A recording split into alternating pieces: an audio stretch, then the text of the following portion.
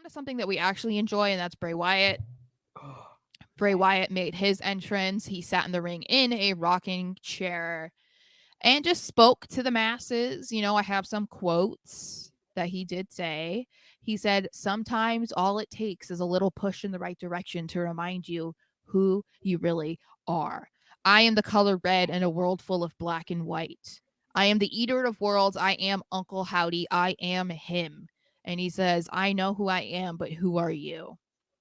So I say he cut a promo, declares himself, that he is Uncle Howdy, which I think some people see what this kind of plays into what I've been saying, right? So I I think did some think of people, this as soon as yeah, because I said I saw something that said what I am him and all that. And I was yeah. like, that's what she would say. So people, I think, were taking him like a little bit too literally. Like I think they were literally like, "Oh, he's saying he's Uncle Howdy." Well, obviously he's not Uncle Howdy when you see them both in the ring. But see, this is the theory that I have that might be the direction that they go in. That like Uncle Howdy is not a real person, but just Howdy, a howdy. part of what Bray is fighting. Because if you've noticed, also he's not touched anyone but Bray.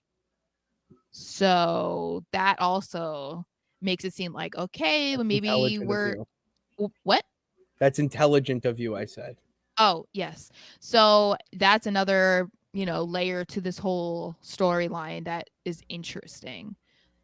What?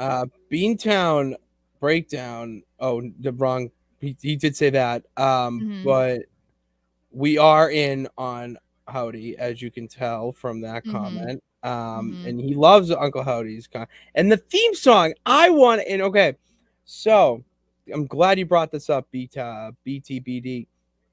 Is the theme song that Uncle Howdy has is very similar to a wrestler from Ring of Honor, Vincent. And that is someone who a lot of people are speculating he is Uncle Howdy. Mhm.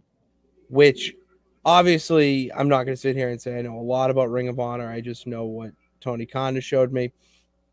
But if this is right and if this is the guy everyone says he is, from what I've seen, he would be a great fit. A great fit in the Wyatt Six or Wyatt family, whatever you want to fucking call them. Yeah, I think that at this point, I wouldn't be surprised if they're not exactly clear with what direction they want to go in. And that's why that might be why, to some extent, that we haven't seen who the Uncle Howdy is. But in a way, I'm kind of like it. Like, I feel like unless it's going to be a really shocking reveal, I kind of like that we're still anticipating and trying to figure it out and coming up with these different theories, because sometimes that's actually more fun than getting what you want. And you want right now is to see who it is. Sometimes it's more fun to speculate and like get excited about like, okay, what's he gonna do now and whatever. So I still like my possible theory that it's actually nobody, but Oh, I that might be one of my favorite theories of wrestling you've said. That oh, was really? because it's very it, Psychological. it's very psychological. It's very this era, this new age Mhm. style where it's for the fans. Mhm. It's that. Well, I don't want to say layer, but it's that element to the show that you would have not seen, Mhm. in the early 2000s, 90s. But you had to see that. It's very good. Like, oh, that I would be also incredible. I feel like it also plays well into this character that Bray is, because this Yeah. is something that he's wanted to do, and that's why the character is the way that it is, because I think that was part of the deal of bringing him back, was that he was going to have more creative control again. And so if this is what he's doing, I feel like that plays a lot into what like we said a million times, the psychological aspect of his character right now. And it's something that we've never seen before, and right now it's not corny. I feel like if they've ever tried to do something like this before, it kind of just doesn't feel real. It's more supernatural and just like you don't buy it. But he's so good at talking and convincing you of what he's saying and like making you think, that I feel, in that aspect of like, I've mentioned it before, of the like fighting the demons in your head and like trying to overcome these thoughts and feelings. I feel like it's a lot of stuff that people can actually relate to. And so then if Uncle Howdy is somehow revealed to be like, no, he's not a real person, that's just me like actively fighting off these bad thoughts and whatever, or my past, that's even a deeper way for people to be able to relate to the situation. And Yes. goes so well, as you said, with the direction that they're going in, and it's just a lot more intriguing than had this possibly been tried to be done like 15 years ago. I think that's when it Yeah. would have been like super corny. Oh, it would have been too corny to the point where people don't get it. Yeah. They don't, they're not, there's no window in that box that they're in, you know what I mean? Yeah. So, and what you say, I will say I'm learning, talk about, relating to people and whatnot. I'm currently on my own little self-discovery and whatnot with the new year, like everyone is, and I'm trying to answer some questions about, like, why do I like this, or why do I do this, or stuff Mhm. like that.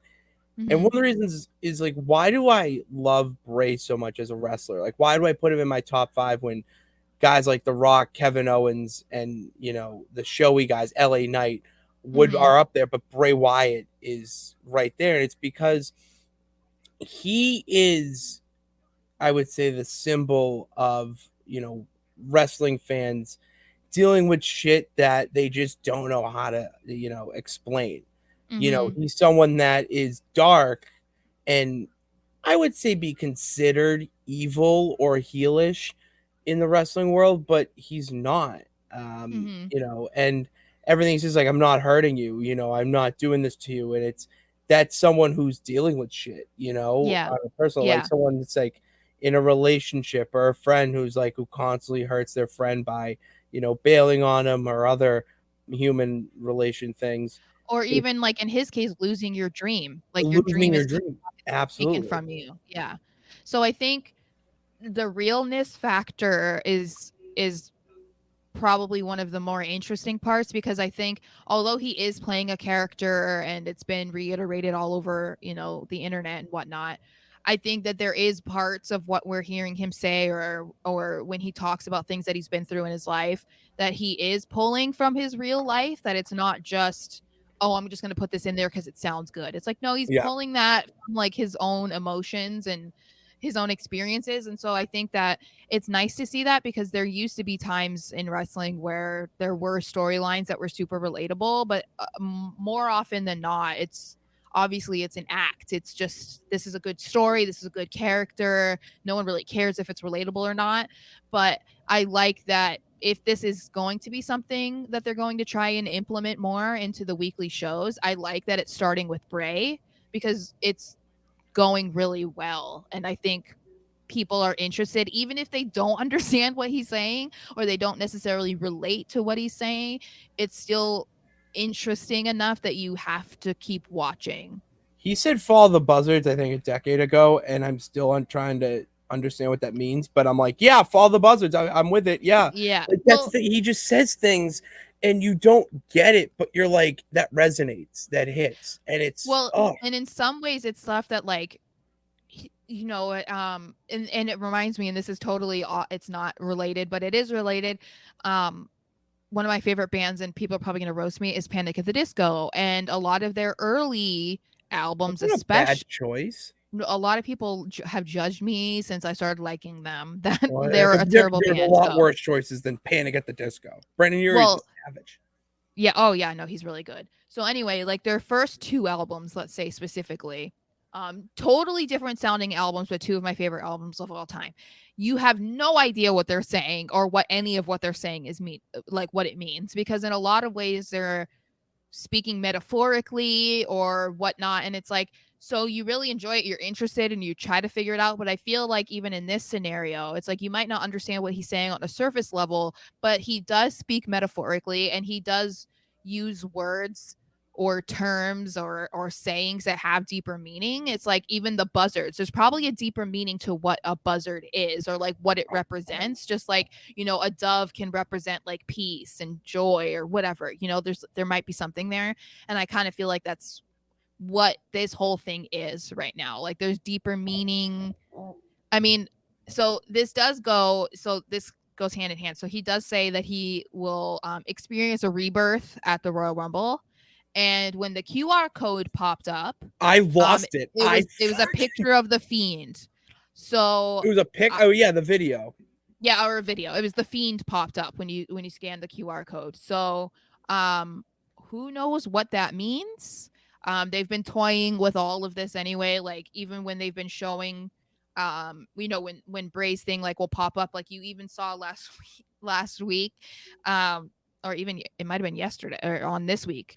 Oh my goodness, Remy. What's up, Um kitty?